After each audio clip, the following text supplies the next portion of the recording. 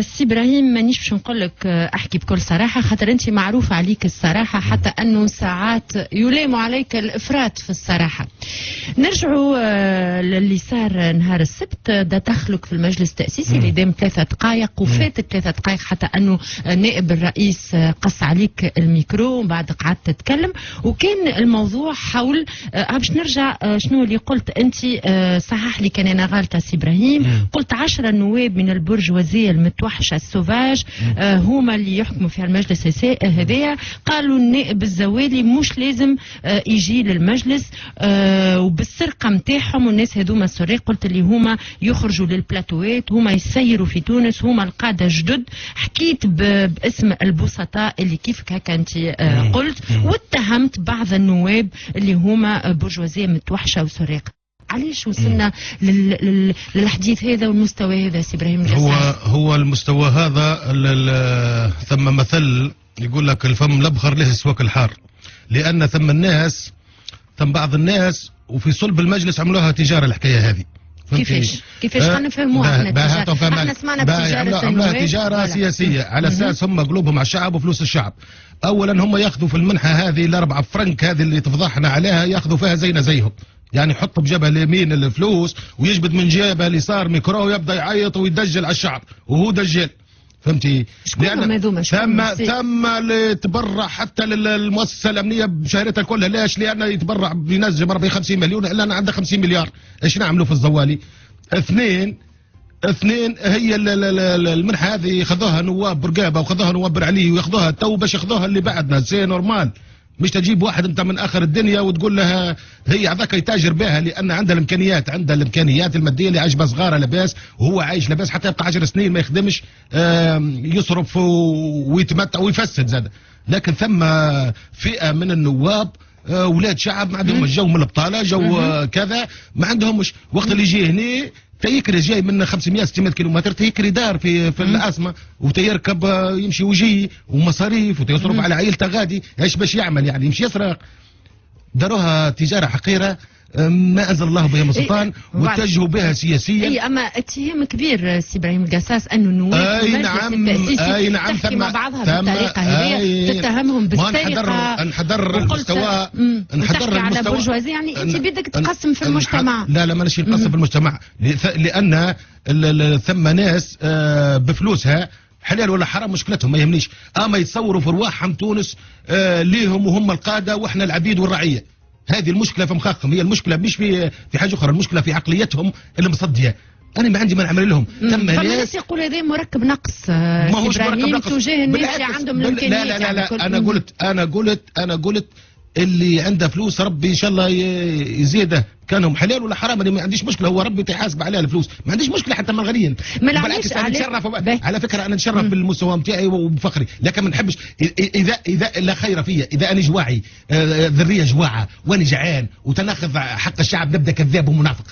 دجل هذا دجل. إذا أنا أولادي يتذور أنه جوعا ودافع على الناس، وهاو زوالي وهاو الفلفل وهاو الطماطم وهاو البصل، والسيد راكب كهرباء على حساب الشعب ويسونز على حساب الشعب، وذريه يقروا في باريس ولا في اعلى المدارس في تونس، وجاي يدجل جو الطماطم والمرشي ما يعرفش. اما تجاره مقيته تونس مش كأنك قاعد تتجه يعني لنائب معينه ولا زوز نواب كانوا قالوا كلام عليك، خاطر نحس فما نوع من الحسره نوع من المراره كي تتكلم. ما ينجم حتى واحد يطعن فيا ولا يقول فيا حاجه، لاني ارجل منهم واشرف منهم، لاني انا وقت اللي جيت هنا جاي جندي لتونس، اللي جاي طمع في القصبه ولا جاي طمع في قرطاج ولا جاي طمع في باردو. ثم ناس عملتها تجاره انتخابيه كومكوا قلوبهم على تونس وعلى شعب تونس، وهم والله يعني قلوبهم وعيونهم على قصبه وعلى قرطاج. سي ابراهيم الناس اللي عندهم الامكانيات ما عندهمش الحق يكونوا في المجلس التأسيسي. لا يكونوا، اما ما يتاجروش بالام الفقراء. هذاك اللي يقهرني. تكون تنجم عندك طموح، كان غني ولا فقير في تونس بعد الثوره الناس كلها البلاد رجعت لمولاها، يعني مولاها اقصد عامه الشعب، الناس الزواولة، الناس اللي في الجهات، برشا ناس مختصرة تونس في الحيين ولا 3 راقيين، وتونس العميقة ناسينها، تخرج من تونس يضيع. هي تونس راهي من منظرة البرج الخضراء والشمال الغربي والساحل، تونس والوسط زاده، تونس لاولادها الكل. ثم ناس يتصور هو عنده 4 فرنك صياه هو السيد واحنا العبيد. فات هذاك الوقت هو مريض يعني نفسيا، هذاك هزوا على الجو في كلينيك. ولكن فما الناس هذوما اللي في المجلس التاسيسي اللي عندهم الامكانيات هما زاد ناس كانوا معارضين، وكانوا ناس يعني ضد بورقيبه وضد اعطيني واحد ترى منهم، اعطيني واحد كان انت شكون اللي تحكي عليه، اعطيني انت على شكون تحكي، اعطيني واحد ضد كان ضد بن علي في المجلس ما عدا الكعبات في النهضه. اعطيني واحد والله لا اله محمد رسول الله بما فيهم انت ما فهمش.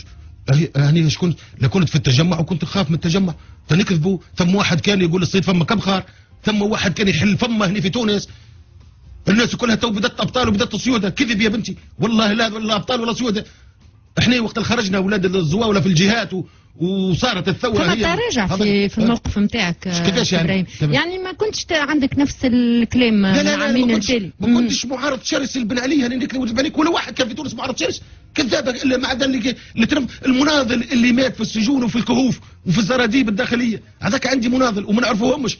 ثم بعض الناس ضحت وهربت البرة من الظلم والطغيان وظلت تناضل. باقي الباقيه كذابه.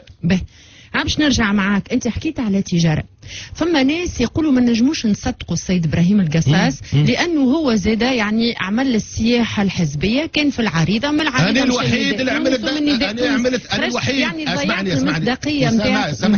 انا الوحيد كنت في العريضه، مشيت للنداء وخرجت هكا.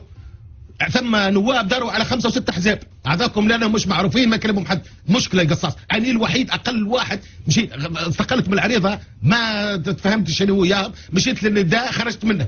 هذه هي منين جت السياحه والله التجوال هذا اللي يحكوا عليه. ثم نواب مشوا والله، ثم سياسيين بدلوا 10 احزاب. فما ناس يقولوا اللي النواب اللي تابعين العريضه كانوا خذوا يعني ما كانوا وعود من رئيس الحزب، ومن بعد انت مثلا مشيت نقلت من العريضه للنداء تونس لانهم زاد اعطاوك وعود وما افاوش بالوعود نتاعهم. هذاك علاش وعود ماليه. لا مش ماليه. اولا فما شكون حتحكي على سيارة.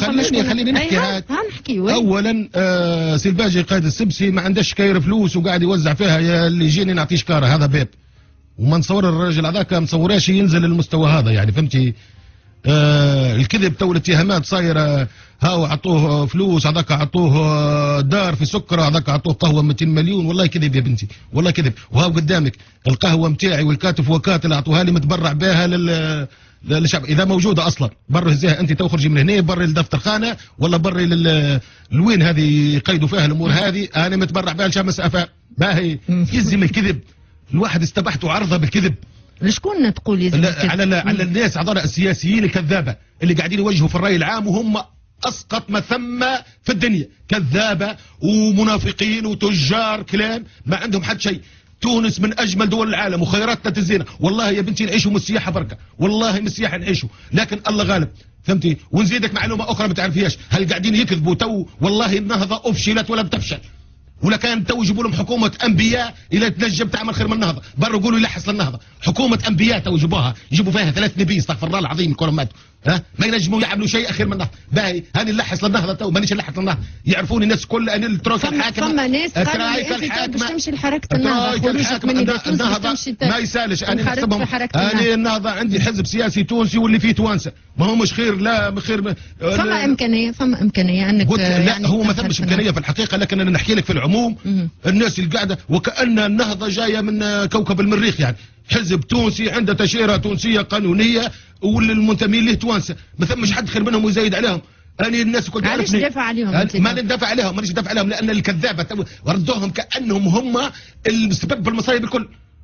هم فشلوا صحيح، لكن سبب المصايب حتى النهارده. سي ابراهيم سامحني نقاطعك، من اشهر وقت اللي كنت في نداء تونس وكنت في المعارضه كنت انت تتجه بالاتهامات هذه لحركه النهضه، وكنت انت من اشرف يعني اتهام بين ظفرين، يعني تقول حكومه فاشله، حكومه فاشله. انا قلت تو حاليا حكومه فاشله وحزب يعني ما ينجمش يسير البلاد. خليني نتكلم معاك في اللحظه هذه. انا ما ينجم حد يلعب لي بعقلي، راه انت قاعده تلعبي بعقلي. انا ابدا ابدا ابدا ابدا يا مريم سامحني.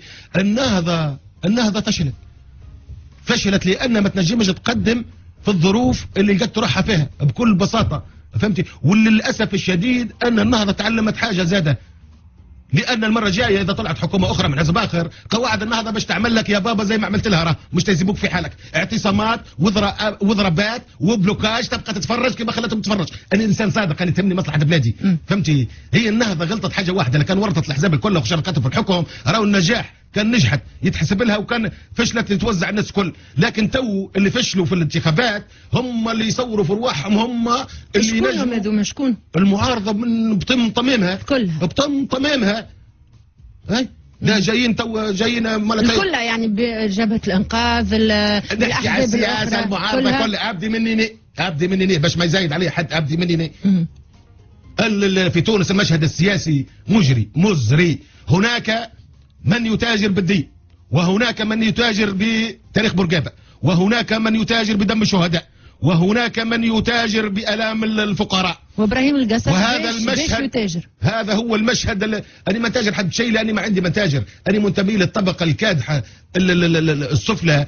جت ثوره، تقدمت كجندي من الجنود، قلت نخدم بلادي حسب امكانياتي اللي اعطاها لي ربي. هذاك هو عندي تعليمي وثقافتي، مع اني مثقف جدا. راهو برشا ناس ما يعرفونيش، برشا ناس يجاهلوا فيا ويحقروا فيا عن قصد، لاني انا مشكله بالنسبه لهم. انا مشكله، اسمعني يا مريم، انت اللي يمكن حطيت الصوره، حطيت نفسك في الصوره هذه، خليت الناس يعني الشعب. تو اسمعني مريم، اسمعني. المشهد في المجلس التاسيسي، وانا حكيت لك بكري الفسيفسائي، هذاك المشهد، هذاك شعب تونس. ثم اللي عامله مشطه، وثم اللي لابسه فولاره، وثم اللي عامل لحيه، وثم الامرد بحجم لحيته، وثم الغني، وثم الفقير، وثم المثقف، ثم المحامي، ثم الدكتور، ثم الشوفير زي، ثم الخضار، ثم البطال، ثم الطالب. هذاك شعبكم.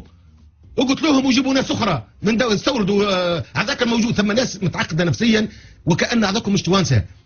هذاك المشهد اللي عندك، هذاك شعب تونس، هذاك ما قلناش احنا النخبه وزبده تونس، هذاكم لا، هذاكم الفسيفساء التونسيه. واضح، هذايا معك. ولكن السي ابراهيم، اللي ساعات يمكن احنا نشوفوا ونبداو متعجبين اللي صاير داخل المجلس التاسيسي، من مثلا كما المداخلات نتاعك.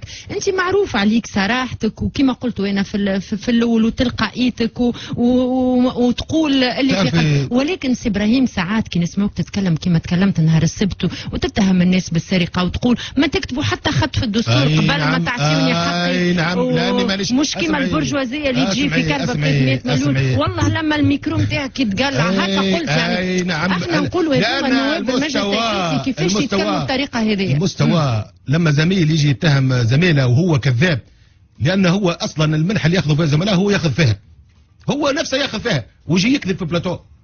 هذاك سمعتوا هذا؟ سمعت يعني شخص معين هو المشكله. هو المشكله وين؟ المشكله في الناس هذونا اللي شايفين رواحهم ما ندرش من ورطها، مش قابلين قصاص بناتهم. لان يعني كان الشعب التونسي يعرف اش عامل على خاطره، واش عامل معاهم هذونا، واش قداش فسرت لهم من لعيب، ممكن تعملوا لي صنبه في كل مدينه، لكن ما حشيش بصنبني. انا نخدم وربي عالم، لان ربي راهو يقيد الخير والشر. انا الشعب التونسي وراهو حتى في اللجان التاسيسيه والتشريعيه كل شيء مسجل، راهو التاريخ تو يحكم. اني العيبهم فسرتها. مثلا اعطينا مثال. لا ما اعطينا مثال يا بنتي، راهو عندي صغار، حتى أنا عندي صغار زيك. بالك تصوريهم الكل ملايكه اللي يمشوا على الارض هذونا، ما همش ملايكه راه. فهمتي؟ تتصور انا صيد صحيح ونقول كل شيء صحيح، لكن ما نجمش نقول اي حاجه كل شيء راهو. نهار اخر باش تقول كل شيء. اي نجم وقت نمشي لاهلي للجنوب ونقول كل شيء، والراجل فيهم يلحقني غادي. اما هني انا نحس بروحي غريب، نحس بروحي وحدي. عليه؟ اي نحس روحي بوحدي، لان الناس عندها فلوس ممكن يدفع 50-60 مليون ويقعدوا في الشارع. انا شفت لي عاودت برشا مرات كلمه ناس عندها فلوس ابراهيم القاساس. فما عندك مشكله يعني في رأيت الناس قد مالوا الى من عنده مال، ومن ليس عنده مال فعنه الناس قد مالوا. هذه هي حياتنا. اللي عنده الحلينات هو اللي يحكم، اللي عنده الحلينات هو يصور، هو اللي يصور الطرق، يعني هو يصور روحه هيك يعني. فهمتي؟ هذيك هي الدنيا. هو ربي قال المال والبنون زينة الدنيا، حتى المال، لكن المال الحلال الزلال. ثم ناس خايفه تتكشف، هي سراق. وللاسف اللي الماخذ على النهضه، الماخذ الوحيد على النهضه انهم ما حسبوش سراق. باقي الناس اللي فلوسها حلال هذا تخدم ولبس عليها، حتى السراق يعملوا محل يا يحاسبوهم يا فك علينا من المشكله وسيبوهم برا. اعمل معمل في بوزيد واعمل معمل في قبلي وفي قفصه واحد وخدم الناس وعفى الله ما سلف، لكن عفى الله ما سلف عند المقدره. توني المره اللي فاتت ما عجبتنيش مداخله النهضه، علاش؟ المره اللي فاتت تكلمت اني اللي يشوفني يقول نهضوي، لان يقول لك اذهبوا فانتم الطلقاء العفو وسمح، وسيدنا رسول الله صلى الله عليه وسلم قالها، لكن قالها بقى وين؟ وقت اللي دخل مكه واحتل الكعبه وجوه يتراجفوا، وجوه الاعداء يرجفوا على ركابهم، ما انت فاعل بنا اليوم؟ قال لهم الرسول صلى الله عليه وسلم ما انا فاعل بكم اليوم. قال لهم اخ كريم وابن اخ كريم، قال لهم اذهبوا فانتم الطلقاء العفو عند المقدره، مش تو انت تعفي عليه وانت خايف منه، انت خايف منه لانك عفيت عليه. القدره العفو عند المقدره، لما تخليه تجيبها الفاسد والسارق والقاتل وتخليه يرجف على ركابه قدامك، ساعتها تقول له اذهب فانت طليق، مش تعفو عليه اذهب انت طليق وانت خايف منه وما استطعتش عليه وما قدتش. فهمت؟ واضح. سي ابراهيم القصاص ضيفنا اليوم صباح في الماتينة الفصل وراجعين. سي ابراهيم باش نرجع معاك على تدخلك نتاع نهار السبت، وقت اللي قلت ما تكتبوا حتى خط في الدستور قبل ما تعطيوني حقي، ويعني وقلت باش نقلع على الميكرو لهذا خلى الناس تتسائل كيفاش نائب المجلس التاسيسي يعطي المثل هذا والناس تتفرج فيه شنو الثقافه اللي داخل المجلس التاسيسي اللي احنا داخلين بها، ولموك برشا على الموقف هذا. يلوموا يقعدوا يجنحوا ويهبطوا، هذيك اللغه اللي مع الناس اللي ما تفهمش. يعني المؤدب نكلمه بادب، والمش المؤدب نمسح به قاع. انت تمثل الشعب. نمثل الشعب، هذاك شعبك. هذا انتم كي تبدوا قاعدين في قهوه الفتاي نتاعها تغطسي فيه، احكوا بالفن وبالسياسه. اماني والشعب جاي من الاحوام ومن الريف، فهمتي؟ وهذاك كلامنا حقنا ما يجيناش لعندنا كي يبدا حقنا مبين، ما يعطوهناش نفكوه فكان، ولا كان ما فكوش حقنا ماناش رجال وما نستاهلوش نكونوا على وجه الارض اصلا. هذا باب. اثنين، سي مصطفى بن جعفر السيد رئيس المجلس التاسيسي اللي موقف المنحه نتاعنا وخايف من المحكمه وخايف من الشعب ويعمل في حمله انتخابيه. هو يا بنتي عنده الكرهبه على حساب الشعب، هو نايب زي راه حتى انا ريسبونسابل، راه هو نايب وانا نايب. ليش؟ من تو عنده زوج كرهبه منهم، نقول له خليها تروح بالك بلي يعني عندي لو كان هذا تمشي نطلع على امي، مش من حقي يعني كنايب زي نروح بكرهبه زاد ليسانس يصرف فيه على حساب الشعب. السكن الله اعلم براي على حساب الشعب، حمايه 4 ولا 5 من الناس على مدار الساعه على حساب الشعب. ليش هو نايب تونسي وانا نايب صومالي؟ ما زوز نواب. الدجل الشعب يسوقوا للشعب في دجل. ثم احزاب اللي يصرفوا فيه يعني في اجتماعات تقولي ما ينمي مدينه، ما ينمي ولايه، ويجي بعد هم ثم اصلا احزاب يتمتعوا بالحمايه على حساب الشعب وبسيارات على حساب الشعب وبترقلات على حساب الشعب. هما هو مش منتخب من حساب الشعب. ثم بعض هذوك حرار معناتها الفلوس اللي جايه ما يصرفش على حسابنا، ما يصرفش على حساب الشعب. مش هذا نحكي. الاولى بها النائب الشعب اذا كنا نقيسوا فيها هكا نقيسوها هكا الاولى في المجلس. اما هو ما تخرجش يعني هذاك ما تخرجش عليه، تخرج كان عبد الدوله. مش نحكيو على هنا ولات شعبويه. لا ما هي شعبويه لان الشعب وجهوه بعض الاعلاميين مع الاسف حاشا الشرفاء وجهوه، ما سالوش على الميزانيه الرهيبه اللي 70 مليار تزيد في قصر قرطاج والمشت، ما سالوش على ميزانيات التنميه في الوزارات بعشرات المليارات بعشرات المليارات ما مشاتش. انتم وجهتوا الشعب للاسف بعض راه مش اتهام لك انت ولا زملائك. انا عندي ديما نقولوا يعني عندي 80% من الاعلام بتاعنا يتعلم في الديمقراطيه وشريف، و20% سقاط واسقط ما ثم. انا نقول لك 20 انا اتحمل مسؤوليتي يا اخي. يعني ما 20% اسمعيني يا بنتي، يا بنتي انا مش ملزم في الاعلاميين يا بنتي 80 كل شيء. خلينا ابراهيم 100% تعمل لي فيها دافع انت وانت استناني خفيت خليني عندي كل شيء فيه 100%. قلت لك 80% من الصحفيين والاعلاميين شرفاء وطنيين. اسمعي فيها تسمي فيا ولا 20% اوباش وسقاط. علاش تهم فيهم؟ علاش هكا هو لانهم اوباش وسقاط. علاش سي ابراهيم شنو اللي عملوا؟ اوباش وسقاط. علاش باش تتهمهم بالكذب نتاعهم وبالدجل نتاعهم يدخلوا بلاد في حيط عن حسنيه او سونيه ما نعرفش، اما سونيه اكثر. اوباش ما نقدرش نقول لهم غير اوباش. 80% وطنيين شرفاء نحطهم على راسي من فوق. اي واحد يقدم خدمه لهالبلاد والله العباد ويحب تونس نحطه على راسي، والله مش على كتفي نحطه على راسي. واللي يحاول يفسد او يدمر هالبلاد السمحه هذه ما نجمش نقول لك كان يوبش يا كلب يا ساقط يا عميل. سي ابراهيم التشنج هذايا يعني مش تشنج، يعني لا لا نعرف هذيك طبيعتي.